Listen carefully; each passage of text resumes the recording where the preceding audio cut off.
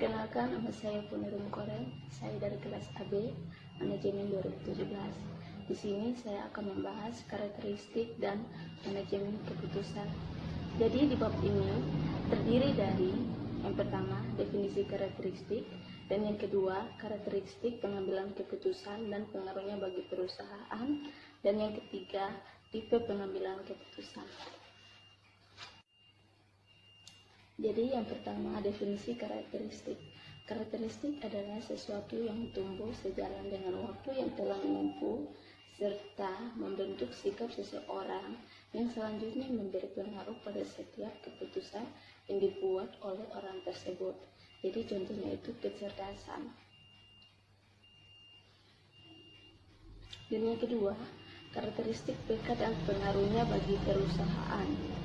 Jadi yang pertama, dalam PK yang dilakukan ada faktor yang takut mempengaruhi. Dan yang kedua, faktor yang mempengaruhi adalah karakteristik sang pengambilan keputusan. Dan yang ketiga, latar belakang kehidupan pengambilan keputusan merupakan bagian yang dominan. Dan yang keempat, oleh karena itu perlu dikaji sebagai bahan analisis. Secara umum ada 3 karakteristik. Yang pertama, karakteristik takut pada risiko atau risk avoider, dan yang kedua, hati-hati pada risiko atau risk indifference, dan yang ketiga, suka pada risiko atau risk seeker atau risk lover. Jadi di sini saya akan membahas yang pertama, yaitu karakteristik takut pada risiko atau risk avoider. Jadi dia terdiri atas 3, yaitu yang pertama, karakteristik risk avoider merupakan posisi yang aman dan jauh dari risiko. Dan yang kedua, umumnya karakteristik ini menempatkan diri cenderung memiliki aset yang terjaga. Dan yang ketiga, karakteristik ini pun relatif dan tidak berani melakukan tindakan spekulatif. Kemudian ada ciri-ciri risk avoider. Yang pertama, sangat hati-hati terhadap keputusan dan cenderung menghindari risiko, apalagi risiko tinggi. Dan yang kedua, tindakan umumnya biasa saja karena cari aman saja atau safety player. Dan yang ketiga, sulit berkembang untuk menjadi pimpinan dan sulit menjadi inovator, bahkan umumnya menjadi sebagai follower atau pengikut. Dan yang keempat, jika bisnisnya mengalami guncangan, umumnya cepat menurun dan karena kurang kreatif dan tidak berani berinovasi untuk mengembangkan sebuah idenya.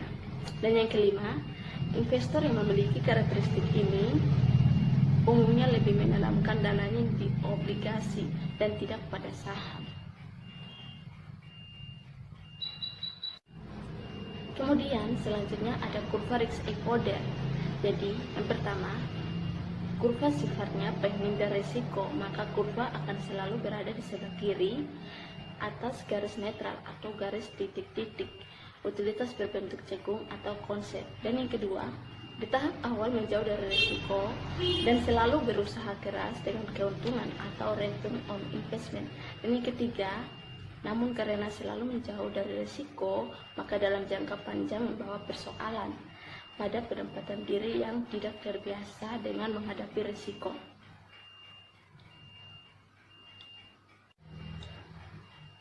Dan yang kedua, karakteristik hati-hati pada risiko atau risk indifference. Jadi, yang pertama, karakteristik ini selalu hati-hati dan tidak selalu menghitung dampak yang akan terjadi jika keputusan yang diambil. Dan yang kedua, sikap netral terhadap semua risiko, di mana merupakan di antara 2 sikap ekstrim. Dan yang ketiga, yaitu sikap penghindar risiko dan sikap pencari risiko.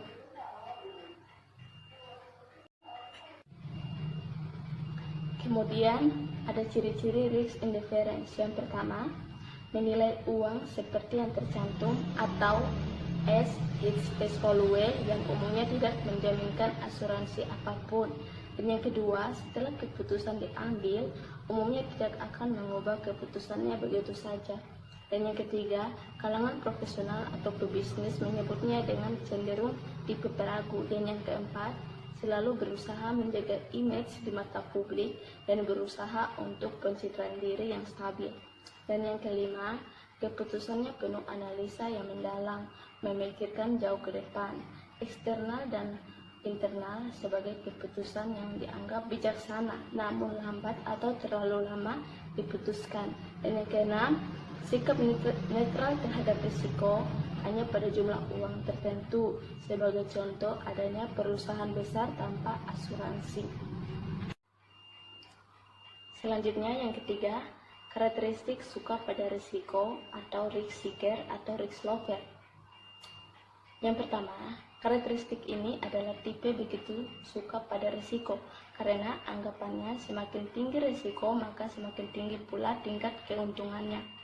Dan yang kedua, prinsip tersebut sangat menonjol dan mempengaruhi besar setiap keputusan sehingga terbiasa dengan spekulasi yang terukur. Dan yang ketiga, selalu ingin jadi pemimpin dan cenderung tidak ingin menjadi pegawai.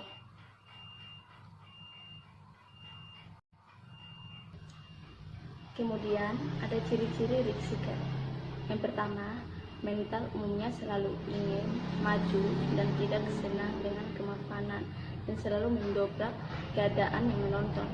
Dan yang kedua, senang dengan kondisi yang bersusah payah namun memiliki keyakinan yang tinggi akan memperoleh kemenangan.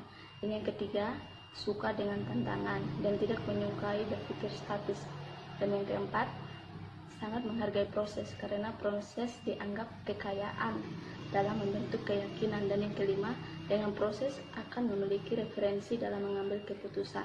Dan yang keenam, selalu bersikap menyelesaikan masalah dan tidak pernah mengabaikan masalah karena jika masalah diabaikan maka masalah tersebut akan meledak. Dan yang ketujuh, percaya bahwa risiko lebih superior dibandingkan sejumlah uang. Kemudian ada kurva risk seeker. Yang pertama, garis pergerakan risk seeker awalnya berada di posisi bawah secara perlahan bangkit ke atas. Dan kemudian yang kedua, dimisalkan seorang pengusaha yang memulai usaha dari bawah, kemudian menghadapi berbagai masalah seperti modal, SDM, pemasaran, produksi, dan lain-lain. Namun dengan susah payah, dengan belajar dari pengalaman yang baik, dirinya maupun dari yang lain mulai memahami berusaha dengan baik. Dari fenomena dunia bisnis yang bertipe risk seeker selalu dekat dengan risiko. Oleh karena sudah familiar dengan risiko, maka risiko mampu dikendalikan. Dengan mampu mengendalikan risiko, maka akan terus naik dan memperbesar return on investment.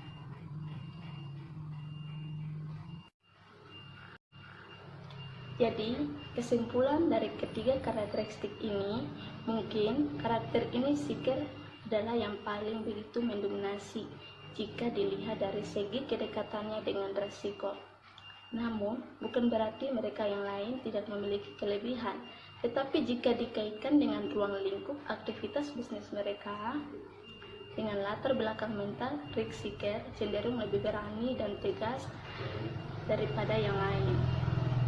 Tentunya tidak terlepas dari muatan keputusan yang dihasilkan, dan mereka lebih fokus pada sasarannya atau perhitungan dan bukan hanya sekedar spekulasi saja. Jadi, di bawah ini adalah perbandingan gambar ketiga karakter pada kurva. Terakhir, tipe pengambilan keputusan. Pengambilan keputusan atau decision making adalah melakukan penilaian dan menjatuhkan pilihan. Keputusan ini diambil setelah melalui beberapa perhitungan dan pertimbangan alternatif. Sebelum pilihan dijatuhkan, ada beberapa tahap yang mungkin akan dilalui oleh pembuat keputusan. Tahapan tersebut bisa saja meliputi identifikasi masalah utama, menyusun alternatif yang akan dipilih, dan sampai pada pengambilan keputusan yang terbaik.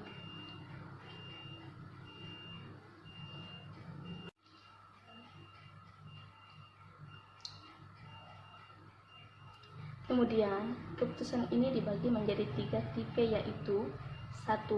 Keputusan terstruktur atau structured decision adalah keputusan yang berulang-ulang dan rutin sehingga dapat diprogram. Keputusan terstruktur terjadi dan dilakukan terutama pada manajemen tingkat bawah. Dan yang kedua, keputusan setengah terstruktur atau semi-structured decision adalah keputusan yang sebagian dapat diprogramkan, sebagian berulang-ulang dan rutin, dan sebagian tidak terstruktur. Keputusan tipe ini seringnya bersifat rumit dan membutuhkan perhitungan-perhitungan serta analisis yang terperinci. Kemudian yang ketiga, keputusan tidak terstruktur atau unstructured decision adalah keputusan yang tidak terjadi berulang-ulang dan tidak selalu terjadi. Keputusan ini terjadi di manajemen tingkat atas. Informasi untuk pengambilan keputusan tidak terstruktur, tidak mudah untuk didapatkan dan tidak mudah tersedia, dan biasanya berasal dari lingkungan luar.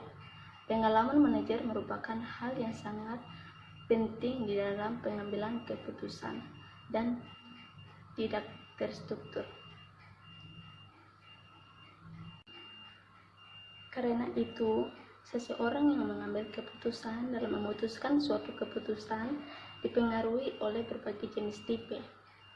Erich Fromm membedakan 5 tipe pengambil keputusan.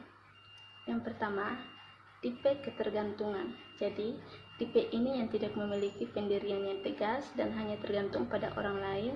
Jadi, tipe ini sangat malas. Jadi, dia hanya ingin orang lain yang mengerjakan semua pekerjaan tersebut.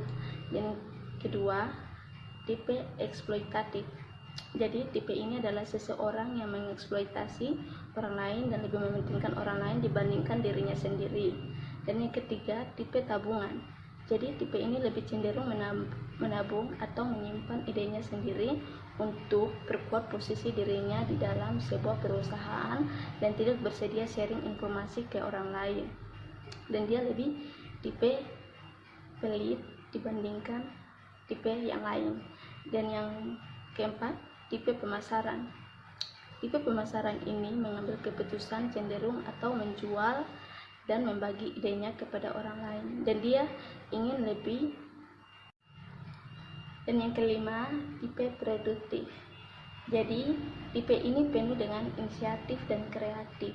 Hal ini karena telah dibuktikan dengan adanya kemampuan pengetahuan dan keterampilan serta pandangan yang lebih jauh ke depan.